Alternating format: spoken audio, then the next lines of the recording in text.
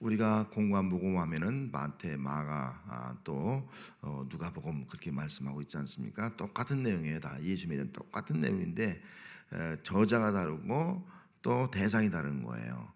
그래서 일반적으로 말할 때 마태복음은 왕의 복음, 왕 되신 예수님을 강조하고 있어요.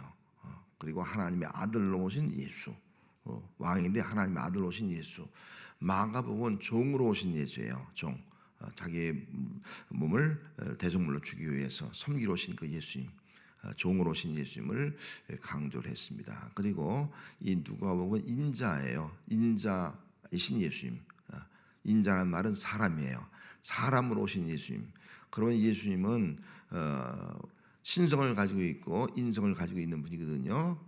신성적인 측면은 하나님의 아들 오신 분이고, 또 인성 측면에서는 사람, 완전한 우리 똑같은 사람으로 오신 그 예수님을 말씀을 하고 있습니다. 그래서 마태복음 족보에서는 아브라함과 쭉 아브라함 도시의 아브라함과 다윗의 자손 예수 그리스도의 세계라 그렇게 하면서 아브라함부터 시작해요. 근데 누가복음 족보는 거꾸로 올라가서 아담까지 올라갑니다.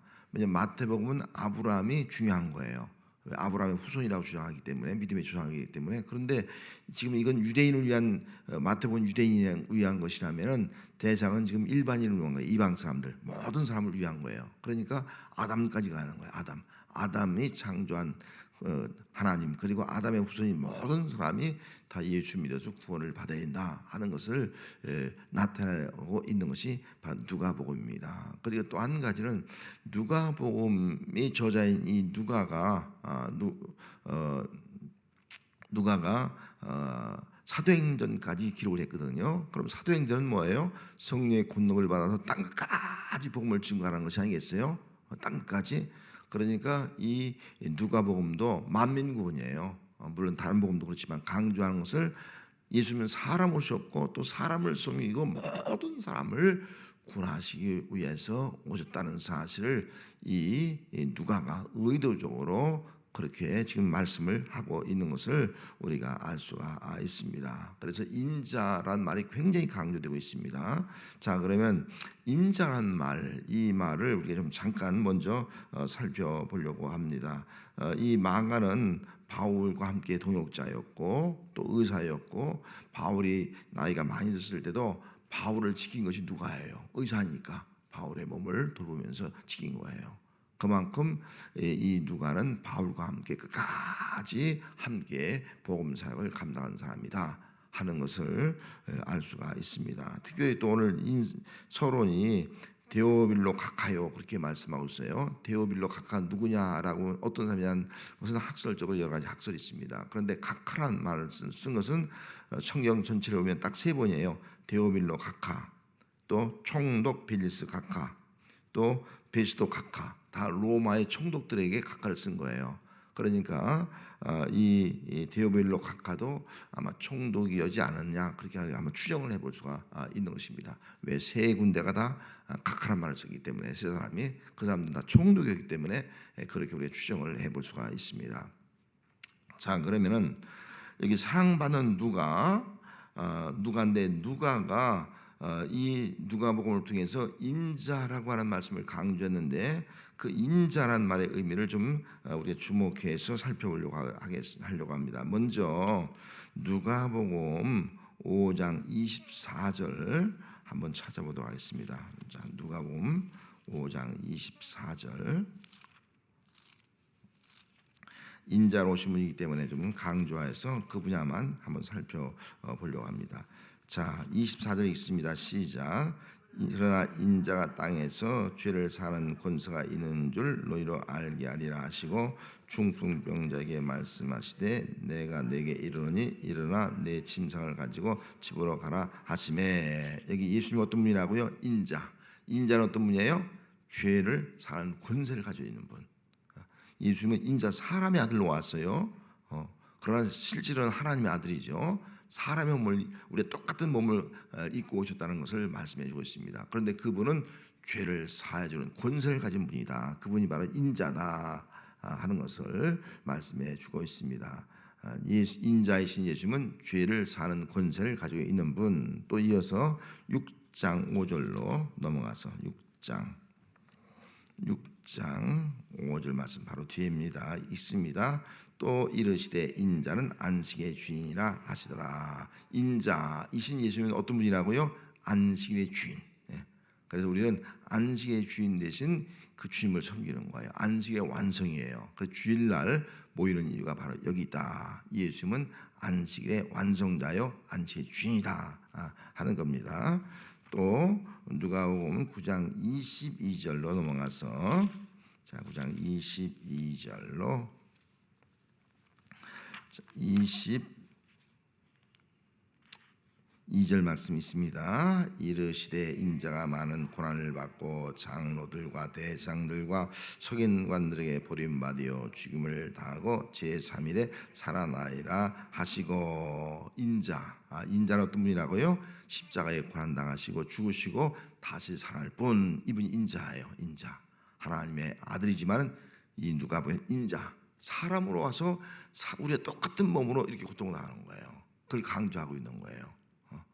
그리고 또 이어서 12장 10절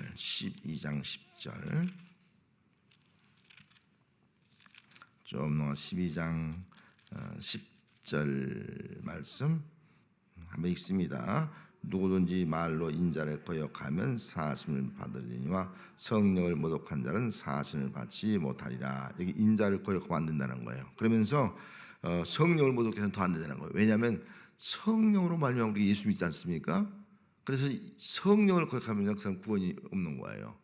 그러나 인자를 거역하면 그래도 아직 기회는 있거든요. 그래서 성령을 통해서 우리 예수 믿기 때문에 성령을 거역하면 그 사람은 구원의 기회를 완전히 잃어버리는 거예요. 그래서 여기 인자는 어떤 분이냐? 성령을 통해서 죄사함 받게 하고 또 우리를 구원하신 분이다 하는 것을 말씀하고 있습니다.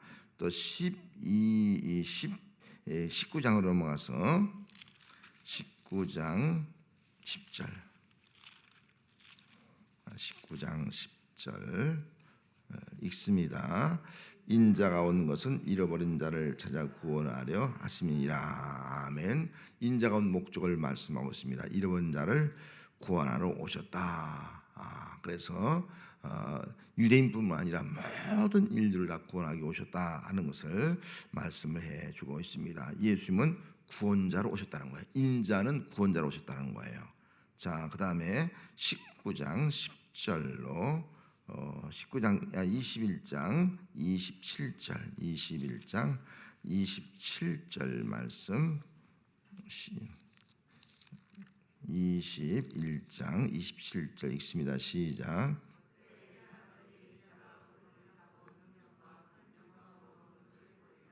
인자가 어떻게 오신다고요? 구름을 타고 오신다는 거예요. 큰 능력과 영광으로 오는 것을 보게 될 것이다. 인자는 우리를 위해서 죽으시고 부활하신 다음에 하늘로 승천하셨다가 다시 너희가 본 그대로 오신다. 인자는 다시 오신다 하는 것을 말씀해 주고 있습니다. 그래서 다시 오실 예수님을 우리가 기다려야 할 이유가 여기 있다 하는 겁니다. 마지막 한 가지 22장 69절 69절 있습니다. 그러나 이제부터는 인자가 하나님의 권능 우편에 앉아 있으라 하시니. 자, 예수님은 나중에 어디 계신다고요? 하나님의 보호자 우편에 계신다. 하나님의 권능의 우편에 계신다. 이것이 예수님의 모습이에요. 그래서 예수님은 우리가 똑같은 사람의 몸을 가지고 오셨거든요. 그래서 우리가 이런 우리가 똑같은 몸을 가진 예수님, 그리고 십자가의 고난이 얼마나 힘들겠습니까? 똑같은 그런 고난을 당하시고 부활하시고 또 장차 오시고 하나님 권능의 보좌에 앉으신 그 예수님, 그 예수님을 우리가 기억하면서 우리들도 예수님은 우리가 똑같은 몸을 가지고 이 땅에 오셨구나. 그래서 예수님이 우리를 위해서 어떤 고난과 또 구원을 이루셨는가를 기억하면서 인자 되신 예수님을 통해서 우리도 죄사함 받고 또 안식의 주인이신 예수님, 그 예수님 앞에 주일날 와서 우리가 예배를 또 드리고 또 예수님이 고난 나기 때문에 우리도 주님의 고난에 동참하고 그리고 또 주님의 부활에 우리가 동참하고 또 주님이 강림하실 때 우리가 주님을 맞이하고 주님이 하늘 보좌 하나님의 권능의 우편에 앉아 계신 것처럼 우리들도 이후에는 하나님 보좌 우편에 설 수 있는 그런 귀한 은혜가 우리 모든 성도에게 함께할 줄로 믿습니다. 이런 의미에서 인자로 오신 거예요. 인자. 자, 그러면 인자로 오신 예수님은 시간 관계상 몇 가지로만 주목해서 말씀을 드리려고 합니다. 인자로 오신 예수님의 목적은 구원이에요. 구원. 그래서 성경에 보면은 누가복음 3장 6절에 보면 성경 안 찾겠습니다. 3장 6절에 보면 모든 육체가 하나님의 구원을 본 것이다. 모든 사람의 구원을 위해서 예수님이 인자로 오셨다 하는 것을 말씀해 주고 있습니다. 그래서 누가복음 7장 50절 말씀에는 죄 지은 한 여자를 통해서 구원하였으니 평안히 가라. 내 믿음이 구원했으니 평안히 가라 말씀해 주셨고, 누가복음 8장 48절에도 혈루증으로 12달 동안 앓는 여인, 이 병이 안 낫는 거예요. 계속 피가 흐르는 거예요. 이런 여인에게 말씀했습니다. 믿음이 너를 구원했으니 평안히 가라. 똑같은 말을 하는 거예요. 계속 믿음이 너를 구원했으니 평안히 가라. 또 나병 환자에게 누가복음 12장 19절 말씀에 똑같은 말 한 거예요. 네 믿음이 너를 구원했으니 가라. 똑같은 말씀하는 거예요. 또 맹인도 마찬가지예요. 보라, 내 믿음이 너를 구원하는다. 병 고침 받았다는 말 하잖아요. 구원받았다는 거예요. 그러면서 그의 영혼의 구원뿐만 아니라 육체의 병에서도 구원받은 것을 말씀해주고 있는 것입니다. 또 19장 9절에는 세리 삭개오죠. 그 당시에 모든 백성들에게 무시당하고 민족의 배반자라고 생각하는 사람, 이런 사람에게까지도 말씀하는 거예요. 오늘 구원이 내 집에 이르렀다. 이 사람도 아브라함의 자손이다 라고 말씀해 주었습니다. 그리고 누가복음 19장 20절 10절 말씀에는 인자가 온 것은 잃어버린 자를 찾아서 구원하기 위해서 오셨다. 그래서 예수님은 구원자로 오셨음을 강조하는데 주로 누구냐? 가장 약한 자, 병든 자, 소외당한 자, 배척당한 자, 이런 사람들을 구원하기 위해서 인자로 오셨다. 사람으로 오셨다 하는 것을 말씀해 주고 있습니다. 그래서 예수님은 인자로 오셔서 구원의 사역을 다 이루어 주셨습니다. 그런데 예수님은 사람으로 오셨기 때문에 예수님도 두 가지가 꼭 필요해요. 두 가지가. 사람, 완전한 사람이기 때문에 뭐가 필요할까요? 두 가지가 필요한데, 하나는 기도가 필요해요. 기도. 그래서 예수님도 꼭 기도하셨습니다. 기도. 그래서 예수님이 기도할 때 보면은요, 예수님이 누가복음 3장 21절에 예수님이 세례 받은 다음에 기도하셨어요. 세례 받고 나서 세례 받고 구원받고 그 모든 사람들에게 이 세례를 물 세례 받고도 기도하신 거예요. 그냥 간 것이 아니라 항상 기도했다는 거예요. 누가복음 5장 16절 말씀에는 나병 환자를 고쳤거든요. 불치병 아니겠어요? 고친 다음에도 기도하셨어요. 또 예수님은 누가복음 6장 12절에 보면은 기도하도록 산에 가신 다음에 기도하고 나서 제자를 불렀어요. 그냥 부른 것이야. 먼저 기도하고 그다음에 제자들을 하나하나 부르셨어요. 또 누가복음 9장 18절 말씀에 보면은 예수님께서 오병이어의 기적을 행하잖아요. 많은 사람들이 예수님을 따르잖아요. 막 기적을 행하고 왕으로 모시려고요. 그때 예수님은요, 따로 한적한 곳에 가져가서 기도했어요. 따로 한적한 곳에. 그에 따를 때 거기서 그냥 영웅처럼 대접받지 않냐고 따로 한적한 곳에 가서 혼자 기도하셨어요. 이것이 예수님의 모습인 거예요. 그리고 예수님은요, 누가복음 9장 28절 말씀에 보면요, 베드로, 야고보, 요한을 변화산상에 데리고 와서 기도하실 때 변화가 됐어요.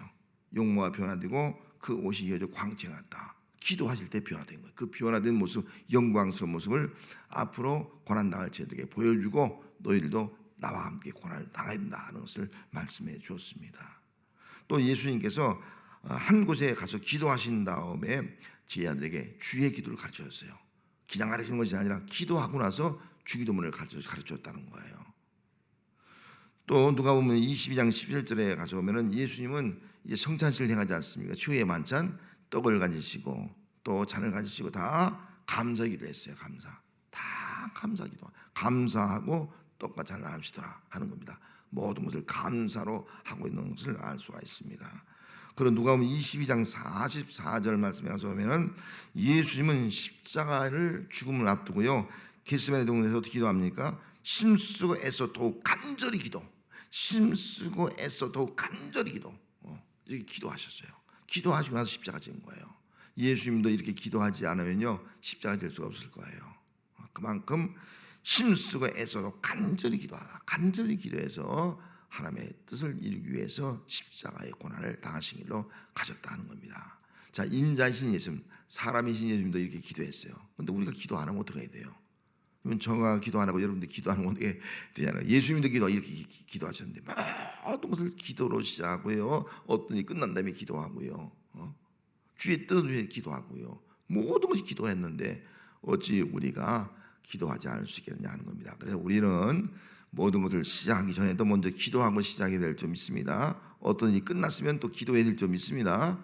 이게 우리 모습이 되는 거예요. 그리고 칭찬과 영광 받으려고 할 때요, 그런 자리 있지 말고 한적한 가서 기도하시면서 하나님 앞에 영광 돌리는 거예요. 이런 것이 바로 예수님의 모습이고 우리의 모습이고요. 또 우리는 늘 감사기도해야 돼 있습니다. 감사기도로 우리가 하나님을 영원하게 하는 것이 바로 우리의 모습이 되어야 합니다. 자, 한 가지만 더. 예수님도 기도하셨고요. 그다음에 성령의 도우심을 받았어요. 인자기 때문에, 사람이기 때문에 성령 필요 없어. 왜? 예수님은 하나님의 아들인데 뭐 다 능력을 가지고 있지. 그런데 인자를 강조하다 보니까 성령의 도우심이 필요한 거예요. 그래서 출생할 때도 물론 성령으로 출생했어요. 누가복음 1장 35절 말씀에 하나님의 아들이라, 또 세례받을 때도 이는 성령이 강림하면서 내 사랑하는 아들이라 그렇게 말씀하셨거든요. 그러면서 그 사역할 때 누가복음 4장 1절에 보면요, 예수님께서 성령 충만해서 40일 동안 광야에 시험 받은 거예요. 아마 성령 충만하지 않았으면요 마귀에게 졌을지도 몰라요. 성령 충만해서 이끌려와서 마귀의 시험을 이긴 거예요. 자, 예수님도 성령 충만한데 우리가 성령 충만하지 않을 수 없잖아요. 여러분, 우리도 성령 충만해야 될 줄 믿습니다. 성령 충만함을 구해야 돼요. 그래야지 마귀의 역사를, 시험을 다 이길 수가 있다 하는 겁니다. 또 누가복음 4장 14절에 가서 보면은 예수님께서 성령의 능력을 가지고 회당에서 가르쳤어요. 성령의 능력을 가지고 살아간 거예요. 예수님도요. 성령의 능력. 그래서 우리들도 성령의 능력을 구해야 돼요. 하나님은 성령의 능력으로 함께 하옵소서. 성령의 능력으로 저는 말씀을 증거하고, 여러분들도 성령의 능력 가지고 말씀을 가지고 복음을 전하고, 성령의 능력을 가지고 주어진 사명 감당하게 하옵소서. 이것이 바로 우리의 삶이 되어야 합니다. 그리고 누가복음 4장 18절 말씀에 보면 주의 성령이 내게 임하시니 가난한 자들에게 복음을 전하게 하시려고, 아까 영상에도 나왔습니까? 성령이 임해서 그는 부자보다 가난한 자에게, 그리고 포로된 자에게, 눈먼 자에게, 눌린 자에게, 이런 약자들에게 가서 복음을 증거했습니다. 인자기 때문에 그렇게 복음을 증거하셨습니다. 그리고 누가복음 10장 21절 말씀에는 예수님께서 기뻐하는데 성령으로 기뻐했다. 성령으로 기뻐한 거예요. 성령으로. 여러분, 우리는 뭘 갖고 기뻐해요? 돈 좀 많이 생기면 기뻐하고, 뭐 좀 어디 가서 좀 뭐 자녀들이 잘 되면 기뻐하고, 그런 것이 아니라 성령으로 기뻐하사, 그렇게 하면서 기도한 거예요. 숨기지 아니하고 모든 것을 하나님께서 알려주시니 감사합니다. 그래서 오늘 우리의 기쁨도요, 뭐예요? 성령으로 기뻐하는 거예요. 자, 예수님께서 사역을 할 때 성령 충만했어요. 우리도 성령 충만을 구해야 할 점이 있습니다. 예수님 모든 일을 성령의 능력으로 했습니다. 우리도 성령의 능력 가지고 살아가야 할 점이 있습니다. 예수님은 성령으로 기뻐했습니다. 우리도 성령으로 기뻐하는 것, 이것이 바로 누가복음을 통해서 예수님을 본받는 우리 성도의 삶이 되시기를 주님으로 축복합니다.